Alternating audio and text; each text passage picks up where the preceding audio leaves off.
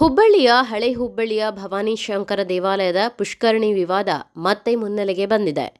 ಪುಷ್ಕರಣಿ ಇರುವ ಜಾಗದಲ್ಲೇ ರಸ್ತೆ ಕಾಮಗಾರಿ ನಡೆಸಲಾಗಿದೆ ಎಂದು ಆರೋಪಿಸಿ ಹುಬ್ಬಳ್ಳಿ ಧಾರವಾಡ ಮಹಾನಗರ ಪಾಲಿಕೆಯ ಬಿಜೆಪಿ ಸದಸ್ಯರು ಆಯುಕ್ತರ ಕಚೇರಿಗೆ ಮುತ್ತಿಗೆ ಹಾಕಿ ಪ್ರತಿಭಟನೆ ನಡೆಸಿದ್ದಾರೆ.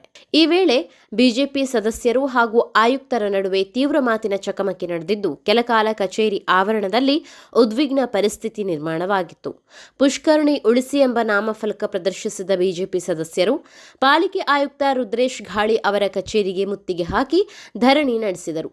ಆಯುಕ್ತರ ವಿರುದ್ಧ ಘೋಷಣೆ ಕೂಗಿ ಅವರನ್ನ ಕಾಂಗ್ರೆಸ್ ಏಜೆಂಟ್ ಎಂದು ಆರೋಪಿಸಿ ಆಕ್ರೋಶ ವ್ಯಕ್ತಪಡಿಸಿದರು.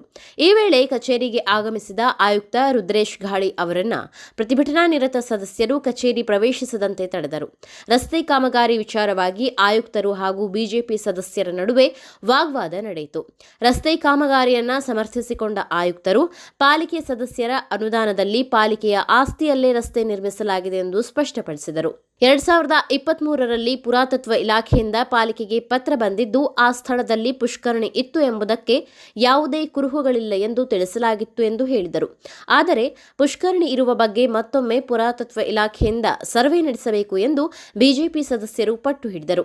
ಇದಕ್ಕೆ ಸ್ಪಂದಿಸಿದ ಆಯುಕ್ತರು ಮತ್ತೊಮ್ಮೆ ಸರ್ವೆ ನಡೆಸುವಂತೆ ಪುರಾತತ್ವ ಇಲಾಖೆಗೆ ಪತ್ರ ಬರೆಯುವುದಾಗಿ ಭರವಸೆ ನೀಡಿದರು. ಇನ್ನು ಭವಾನಿ ಶಂಕರ ದೇವಾಲಯದ ಸುತ್ತಮುತ್ತ ಸಾಕಷ್ಟು ಮನೆಗಳಿದ್ದು, ಅಲ್ಲಿನ ನಿವಾಸಿಗಳಿಗೆ ಮೂಲಭೂತ ಸೌಕರ್ಯ ಕಲ್ಪಿಸುವ ಉದ್ದೇಶದಿಂದ ರಸ್ತೆ ನಿರ್ಮಿಸಲಾಗಿದೆ. ಪುರಾತತ್ವ ಇಲಾಖೆಯ ಯಾವುದೇ ನಿಯಮಗಳನ್ನು ಉಲ್ಲಂಘಿಸಿಲ್ಲ ಎಂದು ಆಯುಕ್ತರು ಸ್ಪಷ್ಟಪಡಿಸಿದ್ದಾರೆ. ಇದೇ ವೇಳೆ ದೇವಸ್ಥಾನದ ಸುತ್ತಮುತ್ತ ಇರುವ ಮನೆಗಳನ್ನು ತೆರವುಗೊಳಿಸಬೇಕು ಎಂದು ಬಿಜೆಪಿ ಸದಸ್ಯರು ಆಗ್ರಹಿಸಿದರು. ಆದರೆ ಮನೆಗಳ ತೆರವು ಪಾಲಿಕೆಯಿಂದ ನೇರವಾಗಿ ಸಾಧ್ಯವಿಲ್ಲ. ಇದಕ್ಕಾಗಿ ಪ್ರತ್ಯೇಕ ಡಿಪಿಆರ್ ಸಿದ್ಧಪಡಿಸಿ ಸರ್ಕಾರದ ಮಟ್ಟದಲ್ಲಿ ಕ್ರಮ ಕೈಗೊಳ್ಳಬೇಕಾಗುತ್ತದೆ ಎಂದು ಆಯುಕ್ತರು ತಿಳಿಸಿದರು. ಒಟ್ಟಿನಲ್ಲಿ ಪುಷ್ಕರಣಿ ವಿವಾದಕ್ಕೆ ಸಂಬಂಧಿಸಿದಂತೆ ಪಾಲಿಕೆ ಕಚೇರಿಯಲ್ಲಿ ಬಿಜೆಪಿ ಸದಸ್ಯರ ಪ್ರತಿಭಟನೆ ತೀವ್ರ ಸ್ವರೂಪ ಪಡೆದುಕೊಂಡಿತ್ತು. ಆಯುಕ್ತರ ಭರವಸೆ ಬಳಿಕ ಇಲಾಖೆ ನಡೆಸಲಿರುವ ಮತ್ತೊಂದು ಸರ್ವೆ ಮೇಲೆ ಎಲ್ಲರ ಗಮನ ನೆಟ್ಟಿದೆ. ಇವತ್ತು ಭವಾನಿ ಶಂಕರ ದೇವಸ್ಥಾನದ ಸಂರಕ್ಷಣಾ ಸಮಿತಿಯಿಂದ ನಡೆದಿರ್ತಕ್ಕಂಥ ಹೋರಾಟದಲ್ಲಿ ನಾವೆಲ್ಲರೂ ಕೂಡ ಪಾಲ್ಗೊಂಡಿದ್ದೇವೆ. ಇವತ್ತು ಎಲ್ಲ ದಾಖಲಾತಿಗಳ ಪ್ರಕಾರ ಕೂಡ ಇವತ್ತು ಸ್ಪಷ್ಟವಾಗಿ ಅಲ್ಲಿ ಹೊಂಡ ಇತ್ತು, ಪುಷ್ಕರಣಿ ಇತ್ತು ಅನ್ನೋದನ್ನ ಸಾಬೀತಾದಾಗೂ ಕೂಡ ಇವತ್ತು ವಿನಾಕಾರಣ ಅರೆಸ್ಟ್ ಮಾಡ್ತಕ್ಕಂಥದನ್ನ, ಪೊಲೀಸರನ್ನ ಬಲಪಡಿಸಿಕೊಂಡು ದಬ್ಬಾಳಿಕೆ ಮಾಡ್ತಕ್ಕಂಥ ಕೆಲಸ ಸರ್ಕಾರ ಕಡೆಯಿಂದ ಆಗ್ತದೆ. ನಾವು ಇದನ್ನ ಖಂಡನೆಯನ್ನು ಮಾಡ್ತೇವೆ. ಮತ್ತು ಎಲ್ಲಿಯವರೆಗೆ ಪುಷ್ಕರಣಿ ಹೋಗಂಗಿಲ್ಲ ಅಲ್ಲಿಯವರೆಗೆ ಸುಮ್ಕೂಡು ಕೆಲಸ ಇಲ್ಲ ಅನ್ನೋದನ್ನ ಅಷ್ಟೇ ಸ್ಪಷ್ಟವಾಗಿ ಹೇಳಕ್ಕೆ ಇಷ್ಟಪಡ್ತೀವಿ. ಮುಂದಿನ ಹೋರಾಟ ಪುಷ್ಕರಣಿ ಉತ್ಖನನ ಆಗುವವರೆಗೆ ನಮ್ಮ ಹೋರಾಟ ಮುಂದುವರಿದಿದೆ.